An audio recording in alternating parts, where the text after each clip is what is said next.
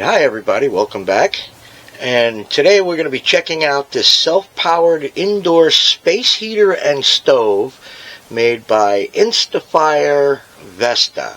So I guess it's called the Vesta self-powered indoor space heater and stove. It's an off-grid indoor space heater. It's great for emergency use. Compact and portable. It weighs less than 9 pounds, but it doesn't come with a carry bag. It's one thing I did not like about it. It warms up a 200 square foot area with a heat powered fan, and it's fueled by canned heat, which is safe for indoor use. Usually you can buy whole flats of this chafing fuel. They say that each can works about 6 hours, so we're going to try that. So let's go ahead and we'll get the heater out. We'll talk about it. But it says there's no electricity. It's got a built-in stove that you can cook food or boil water. They say it's great for an emergency. You can find these starting at $89 all the way up to $189, depending upon the name, the place, the location, the season, the reason, or the sale. So, I've already had this out of the box, so I wanted to check it out. I was so excited. But let's take it out and we'll look at the fundamentals of the whole thing.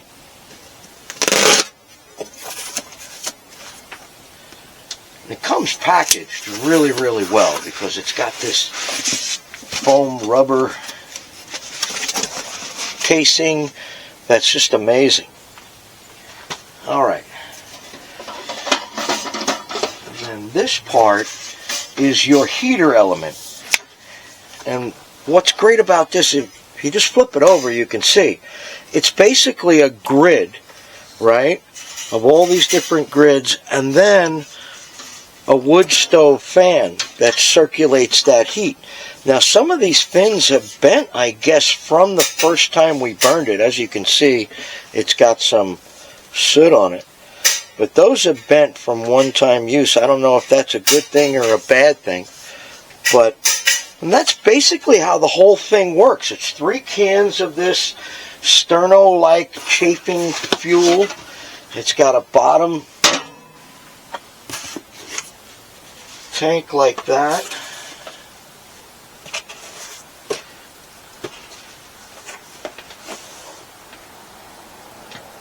Now what it says on the box is how the heater works. The cool side heat sink remains exposed to internal and external airflow, which keeps the heat sink cool. It's got the thermoelectric generator, that's the fan, the hot side heat sink, and canned heat, of course, you can run it for up to 6 hours. Low is with 1 can, medium is with 2 cans, and high is with 3 cans. It does have a little grate here. And then, of course, it's got a drawer here. And then it comes with this great damper that's to put the cans of heat out. So I think for our first test what we're going to do is we're going to see how long it takes to boil water. And I'm going to try to get all this in frame. I've got about, I don't know, 2-3 cups of water in there. We're going to put that on there.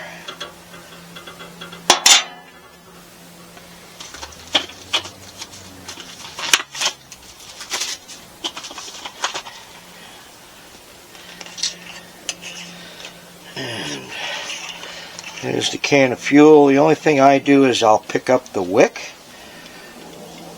We're going to use 3 cans.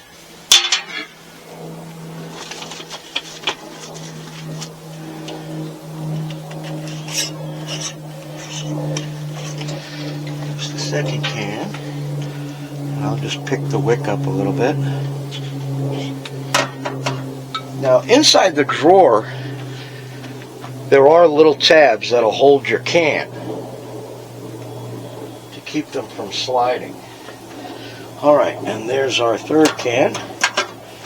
Alright, so what I'm going to do is I'm going to go ahead and I'm going to light these, and then we'll get a stopwatch going and we'll see how long it takes to boil the water. Put the door in. Now I don't know if that's going to be any help because 2 of them, probably, but the third one might be a waste. But we'll let it go anyway. Alright, so now we'll get a stopwatch going. And we'll leave that like that. Alright.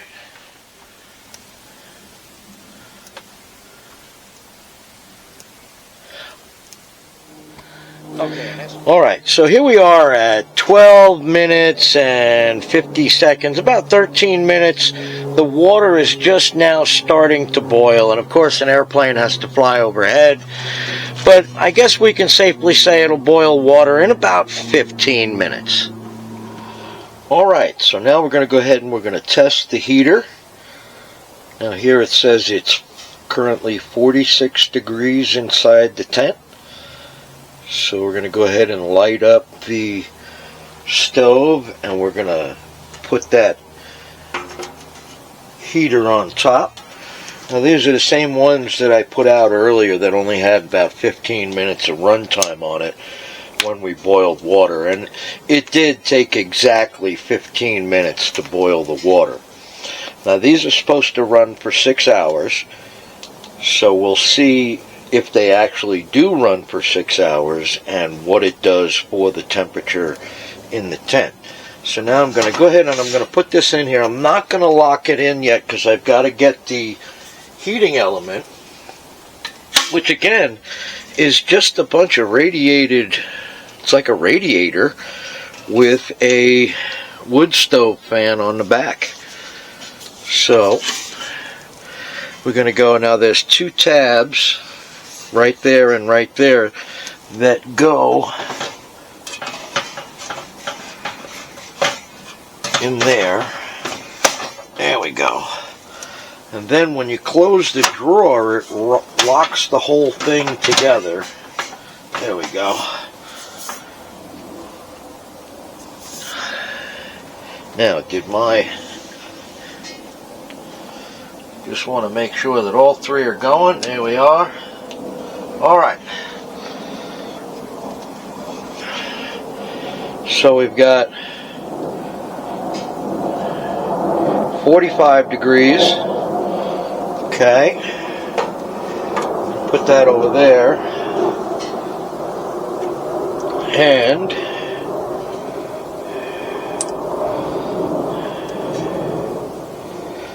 we'll start the stopwatch and get it going. So we're going to go ahead and let that run for a little bit, and we'll see how it affects the temperature here in a little bit.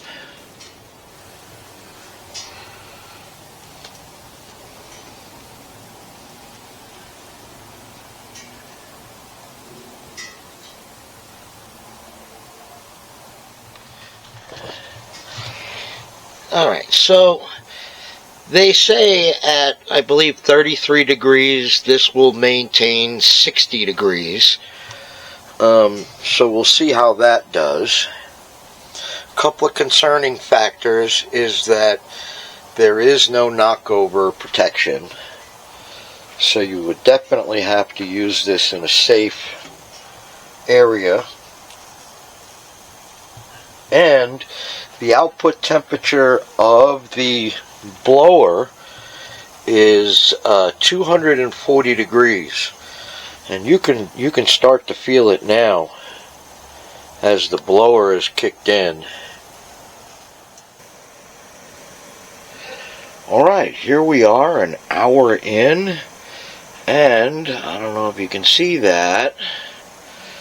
Inside temperature here is 64 degrees. Now remember, it was 46 when we started. Okay, so after an hour, that's pretty good. Now I did notice when I came in, the wind is really pushing it, but the air inside here is really heavy. It does say that these chafing fuels are safe for indoor use as long as you keep them in a well-ventilated area. Now, the last time we ran this inside the tent, we did have a carbon monoxide detector, and it didn't pick up anything. but I can definitely feel that heaviness, almost like a kerosene heater. But so far, for the money and for an emergency situation, it's great. Now, on the grill itself that's down here, I wouldn't cook food directly on that flame, but you can definitely have more than enough room to get a pretty decent sized skillet or a saucepan on there, and definitely be able to cook. It is blowing out really nice. I don't know if you can hear the fan, but it's just like a wood stove fan. As it gets hot, it turns faster and faster. And and I was thinking, it said at, I think, 33 degrees, it'll maintain 60, and it did exactly that the first time I ran this. And 60 degrees, when outside temperatures are in their 30s is great, but it might not be enough to warm you up or, to sustain you in a comfortable environment. But what we're forgetting is that this thing is blowing 240 degrees worth of heat. So even if it's not holding the heat very well inside your tent, you still have a blower blowing hot air, so you'll definitely be comfortable with this. I think it's a great concept. I hope it gets expanded upon. The radiator system inside, which is just a metallic grid, can be expunged upon, and how would 4 cans work? Or would 4 cans make the air just too dense? Because it's a weird, I don't know, if you've ever been around burning alcohol, it's basically the same thing, but it's not. It's not the alcohol fumes, it's a different, mix of whatever they're burning. But you can definitely tell it makes the air kind of heavy. But for a survival situation, even camping, to maintain this tent, as long as those cans do hold up and do 6 hours, which we're going to test. And so far, so good. And we're holding some pretty good warmth, even with the wind blowing outside. And we'll see how we do in the upcoming hours. And if we go by the initial reading that it was 46 degrees inside the tent, right now I'm showing that it's 56 degrees inside the tent. So 10 degrees in an hour is pretty good. Alright, so here we are, just after 2 hours, and in the back of the tent we're getting a reading of 58 degrees inside and 50 degrees outside. Now, of course, this is the furthest point away from the heater in the tent is where we're getting the reading. So far it's pretty good. It's actually a very windy evening, so ventilation is pretty good, but I still feel that heavy air. Even Brock says that the air feels kind of heavy. I don't think it's anything as far as, health-wise goes. It's just like burning a kerosene heater. It's the same consistency. It just feels like it's denser. Now, we were kicking around a few ideas of what else can we do to try to get this thing up beyond that 30 degrees in Fahrenheit. How can we get a little bit more out of it? And, the only thing that we could think of was to actually take another fan and put it on top. Or maybe even put a pot of water on here to try to put some moisture in the air. And that might counter that dense air feeling. Because that is rather warm. I don't know if you'll ever get it to a boil up here, but you'll definitely get it very hot. So it might be something to try, and we'll experiment with further on down the road as we play with this. But so far, for the money, I think it's a great little emergency cooker and emergency heat source. and definitely 60 degrees if it's 30 degrees outside is definitely nothing to complain about, and will definitely help keep you alive. So we'll let it go from there, and right now we're just past 2 hours, so we'll see if those cans will go for another 4. Alright, and here we are at the 3rd hour, and all 3 burners are burning. The wind is incredible outside, so we're still showing 56 degrees in the tent. The temperature outside's about 45. We did lose quite a bit of heat when I opened the door to try to get in, but it's still kicking out a good fair amount of heat. Alright, so here we are at the 4th hour, and with the wind blowing, it did blow out one of the chafing fuel cans. So I'm going to go ahead and relight that. I did notice that the temperature in here did start to cool off. It's 48 degrees outside and 53 degrees inside. And I think that's primarily because we're running on medium instead of high right now. Remember, 1 can is low and it has to be underneath the fan. 2 cans is medium and 3 is high. So at medium, at least it's still keeping it somewhat warm in here. But we'll go ahead and see if we can bring that temperature back up. Alright, so we're cooking nice. And we'll check back again in another hour. This storm is getting pretty hairy too.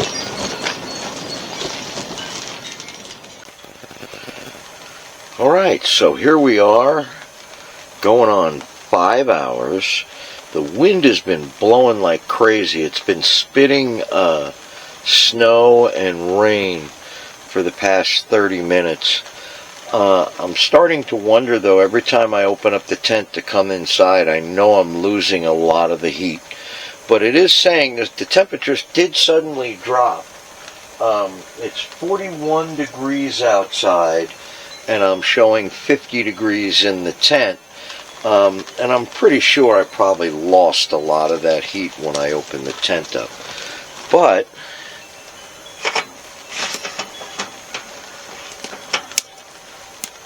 all 3 burners are going, and it is putting out quite a tremendous amount of heat. And I'm starting to think that with another fan on top might help it. But there you have it. I don't think I need to go to 6 hours. With the way the wind is going, it's making it really hard to get an accurate reading. So I think what we'll do in the near future is we'll go ahead and retest it on a not so windy day. But there you go.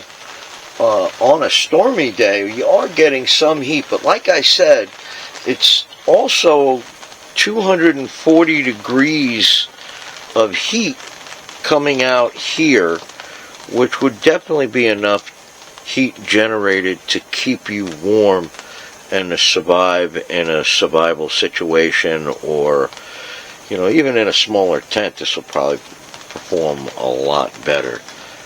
But it says it's for a room up to 200 square feet. I think I'm probably right around that, maybe a little bit under. But there you have it. The tanks do still have fluid in them, so I'm positive they'll run for another hour. And I'm positive that it'll continue to kick out some decent heat. As far as making it better than the outside temperature with the wind blowing, that's another story. But we'll try it again when we're all buttoned up and inside the tent. We can keep a closer eye on it. So there you have it. If you like my content, please go ahead and give me a thumbs up, like and subscribe, and go ahead and pass me around like a bad habit. Thanks again for joining, And remember, love one another.